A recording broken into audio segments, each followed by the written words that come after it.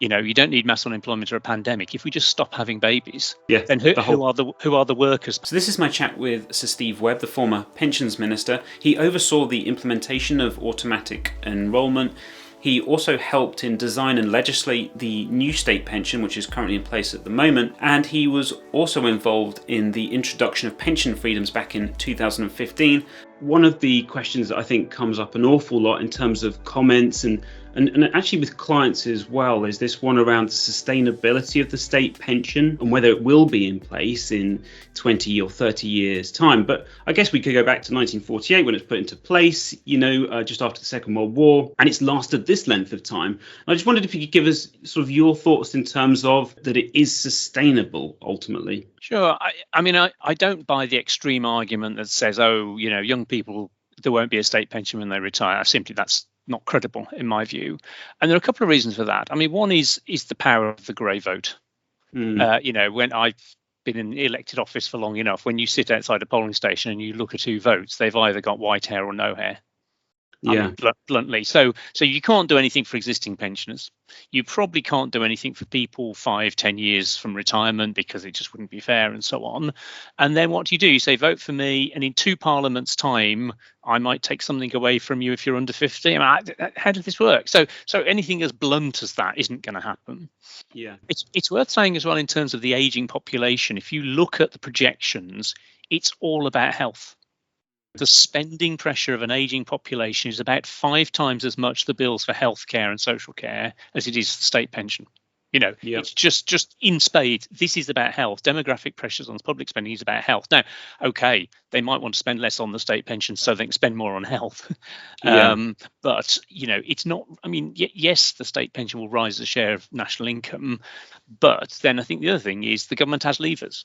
So it doesn't have to abolish it, it doesn't have to means test it. And the 2 levers are the pension age and indexation. So if it's looking difficult, then they can continue to raise the pension age, and that helps to some extent. And the triple lock won't go on forever. You could have a double lock. Mrs. Thatcher had a single lock which lasted for 30 years just to prices. So there's stuff you can do. So I think I don't buy the extreme scenario, but governments will of course want to control spending, and I think working longer and squeezing the generosity is probably what they'll do. I think means testing I would hate in a world of auto enrolment, because of course if you auto enroll people on modest wages to do modest savings and then say you get a pension, then auto enrolment is really very much undermined. So I think we'll see progressive increases in the pension age, probably some watering down of indexation. Do you think there was ever a consideration that it could be a funded arrangement at all, that was ever a possibility? I think the original designers envisaged a funded scheme. It was insurance, you paid your premiums, you got your payout. The problem was that you'd have to wait 20 years for it to even start to mature. 50, 60, 70 years to properly mature. And, you're a politician. It's the end of the Second World War. You want something for our elderly. You don't want to wait 20 years for people to pay contributions. So in a way, and of course, you were getting the entire working population, give or take, paying contributions. You'd got quite a small number of people you were paying pensions to. So, the math worked rather well as well. In terms of, is it a Ponzi scheme? Well, is it the NHS a Ponzi scheme? When you're in work, you pay in mainly for elderly people, and when you retire and use the NHS, it's there for you. Is that a Ponzi scheme? It's just intergenerational transfer. That's what governments do. That's why we have governments, really. In terms of moving to a funded scheme, that's most often argued for public sector pension, nurses, teachers, civil servants, because their pensions are unfunded. So today's teachers' contributions are paying for today's retired teachers. People sometimes say, well, that should be funded. Well, okay, but which generation is going to pay twice? Because if you say to today's teachers, okay, you are going to have to fund your own pension, they'll say, well, that's fine. Use my contributions for my pot, but don't expect me to pay for my elderly grandparent retired teachers' pension as well. And then suddenly the government has a big tax bill now for all the retired pensioners. So that's why governments haven't done it, because you're essentially bringing forward your liabilities, and governments don't want to do that. And so the current new state pension, fundamentally, that would get stressed under a position where you had a significant shift in demographics. Under that scenario, that's where you would potentially see stresses in that kind of pay-as-you-go system. The scenario you describe, in effect, is happening because of falling birth rates. You don't need mass unemployment or a pandemic. If we just stop having babies, then who are the workers paying for the future? And that's sort of what's happening. So there are many reasons why that might be happening. I'm sure migration patterns are part of it, because migrant families tend to be larger, but also the financial support we give to families has been squeezed, the 2-child benefit limits and that kind of stuff. There is evidence that countries that have rather miserly family support systems, parents have fewer children. Yes. And that is starting to happen. So the latest ONS projections not only said that actually we're not living as long as we thought, still improving, but much, much more slowly on average. But the number of babies being born to support those pensioners is much lower than was previously thought. So that's the squeeze where it's coming from. We've got time to do something about that if we want to, but that's a much bigger policy issue. And as far as obviously you were involved in the process of actually putting in place the legislation and the actual implementation of the new state pension, dare I ask what that process was actually like? Must have been a colossal task. It was. And the big problem you have with pension reform is you never start with a blank piece of paper. You've always got history. Yeah. Potentially 50 years of history. So you've got the person who is about to retire the day after your new system comes in, who legitimately expects pretty much what they were always expecting. So the danger is every time you reform, you embed all the previous systems in the new one, and it just gets horrible. So I started in 2010. We did a green paper early on. We did a white paper. We did draft legislation. We did legislation through Parliament, period of getting the computers all set up. So I suppose it was about 6 years from start to finish, really. So we sat down in 2010, we implemented in 2016. And yes, I mean, some of the modelling went out to, 2070, 2080 kind of thing in terms of costings. And what I was trying to do in the new state pension really was address the fact that we were, as we just discussed, dealing with a system design in the post-war era. Yeah. So the old state pension was very much designed by men for a world in which men were the main breadwinners, women might be out at work, but were often at home with the children, as it were. And even if they were out in work, they were allowed to essentially opt out of the national insurance system, pay a reduced stamp, a reduced national insurance rate, in return for which they would then get a pension when the husband retired, a dependents kind of pension, 60% pension. So we got this kind of model with all the complexity. Well, what happens when you're widowed? What happens when you're divorced? Or when you remarry? All that kind of stuff about derived pension rights. And then we've got a basic pension and a second earnings-related pension, which people can contract out of, but contracting out has been abolished for some pensions and not other.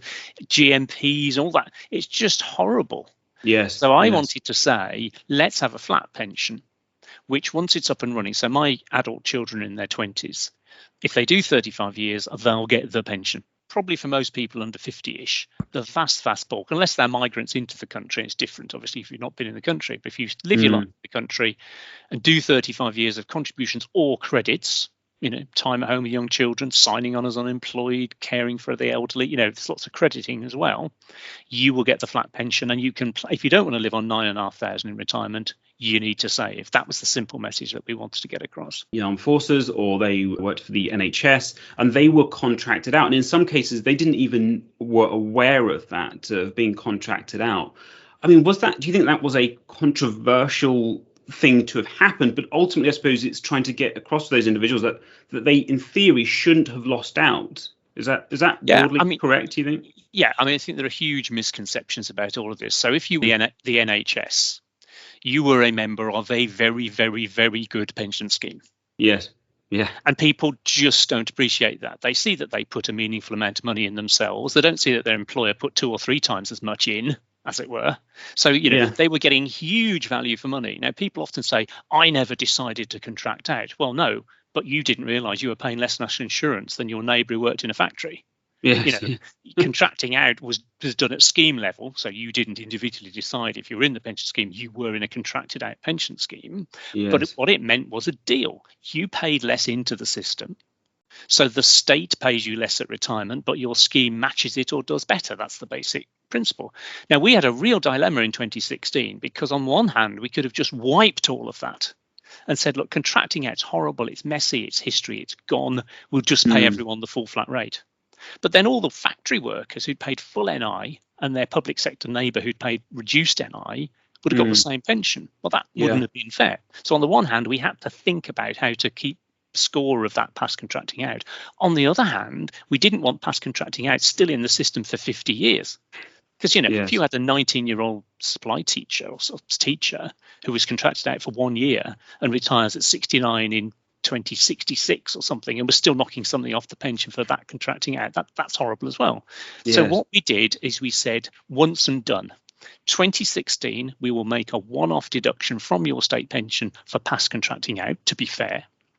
But we will then allow all subsequent years to kind of burn off that deduction. Unlike me, I was contracted out in the parliamentary scheme, in a university scheme. So I get to 2016, a big chunk is knocked off for my past contracting out because I paid reduced NI.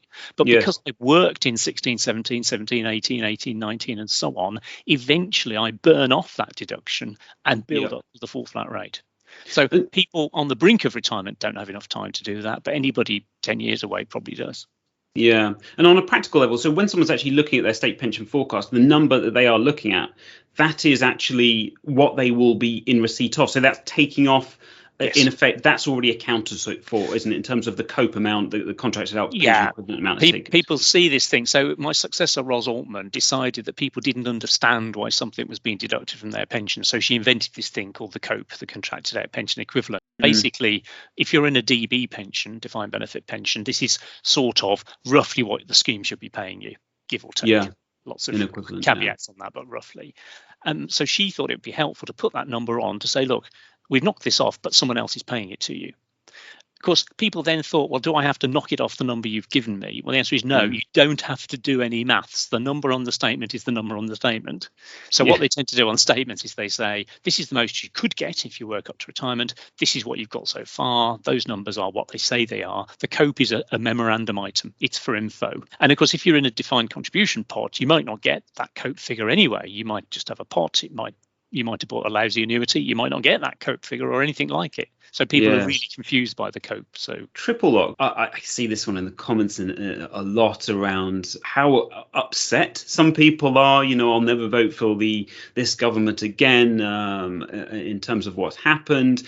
And I suppose it's that the difficulty here was the average earnings piece, wasn't it? Sort of it was going to looking at 8%. Obviously, 3.1 was where they got to.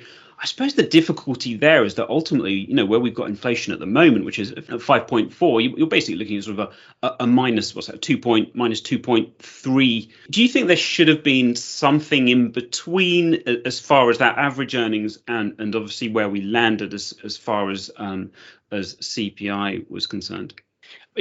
Just a bit of context on the triple lock. So we introduced it in 2010-11 after 30 years of price linking. Yeah. So, the pension, what do pensions do? They replace your earnings. Yeah. So pension rates ought to have some tie broadly to earnings, it seems to me, to do their job. And for 30 years, that had been undermined progressively. So in 2010, we needed a ratchet. We needed a mechanism to get the pension rate up. And the beauty of the triple lock was it was a rule, it was a formula. So I didn't have to go to George Osborne every year and say, please, can I have some money for the state pension? It was a formula. It was in the coalition agreement, and it just happened. And then in 2015, everybody's manifesto had the triple lock in it. So it carried on. 2017, the Conservatives didn't, but the Unionists insisted as part of their deal that it went back. 2019, everybody had it in again, kind of thing. So that kept it going for 10 years. Then we had the pandemic. And I think the problem with the earnings number is it was kind of V-shaped. You had the slump, you had furlough, people on 80% pay, etc. So, wages slumped and then they bounced back to where they were before. So if my pay in year 1 is 100 and in year 2 it's 80 and in year 3 it's 100. Yes. I haven't had a surge in pay. I'm just back where I started. So to pick half of that story, because of course they didn't cut the pension in year 1. They still paid 2.5% or whatever it was. So to then just take the upside and say, well, we should pay 8 or 9%, that wasn't. The triple lock was never designed with that world in mind. So I never objected in principle to them not doing the 8. I felt they should either do an underlying earnings number. What's really going on? What pay rise are people really getting, which would have given you 4-ish? Or they should have done forecast inflation. Because it was obvious. It's not like we've only just realised energy prices are soaring. I mean, this was already baked into the cake. It was coming through. Yeah, we knew this last autumn. So I think they should have said, by April, what will inflation be? Maybe they'd have underestimated it, but they'd have ended up at 5 or something. And, I really do worry about the energy prices, particularly because many pensioners spend a lot of time at home, have the heating on and all of that. And these are just colossal amounts of money. They're not. So I'm very concerned, and I wonder if they'll even have to revisit the pension rise, the 3.1. Really? Yeah, come back to Yeah, that. or give pensioners a £300 lump sum or something. They're going to have to do something. I think that's the cruelty of it. Is it's those on the lowest incomes ultimately that are almost going to be the worst impacted by, as you say, certainly increasing energy prices, but also increasing food prices as well. To a large extent, someone on a decent sized salary, they have a decent amount of margin in there that they can actually sort of absorb these increased costs. Those on lower incomes, that's a much tougher battle.